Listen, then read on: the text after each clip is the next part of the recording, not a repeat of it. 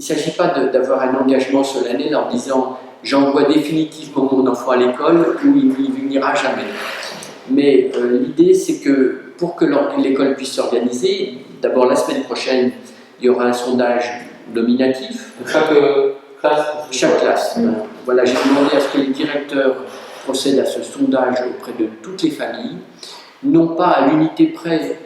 On peut avoir une maman ou un papa qui change d'avis pendant le week-end, c'est pas très grave, mais qu'on ait déjà une idée du nombre d'enfants à accueillir pour que, en concertation avec les mairies, on organise les modes de garde, on organise la cantine. Non, c'est important, c'est tout à fait important pour deux raisons. Enfin, au moins deux raisons, mais d'une part parce que il faut que les directeurs d'établissement sachent sur combien d'élèves ils peuvent compter pour s'assurer que la jauge maximale de 15 élèves ne sera pas dépassée.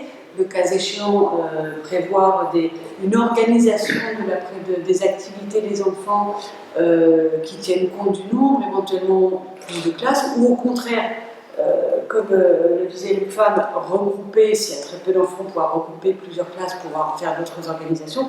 Et puis bien sûr, les mères ont aussi le souci de savoir s'ils doivent commander des repas, combien ils en commandent, pour que là où il y a les collectivités vont fournir le repas, elles ne laissent pas les enfants sans plat ou qu'elles n'en commandent pas deux fois trop. Oui, pour la bonne organisation, c'est important. Voilà, alors dès la semaine prochaine, il y aura ce premier sondage, et évidemment, comme ça se fait dans toutes les écoles tous les jours, le matin très tôt, on demande, on essaie de savoir tout de suite qu'est-ce qui va rester à la cantine, mais c'est plutôt une majorité, voilà.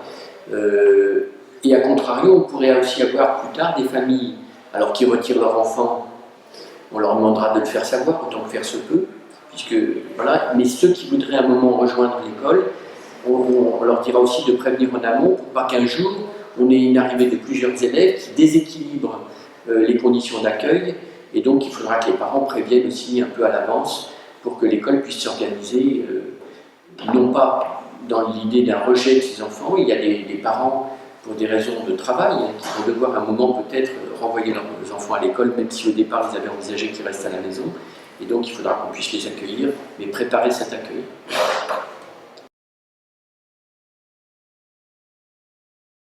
C'est au moins le bénéfice de cette période, c'est qu'il y a eu une grande habitude d'une communication, soit par l'environnement numérique de travail, et vous savez qu'il est développé, dans l'école, mais ça peut être aussi pour les enfants qu'on n'arrive pas à toucher parce qu'ils n'ont pas de matériel informatique, ça s'est fait par téléphone.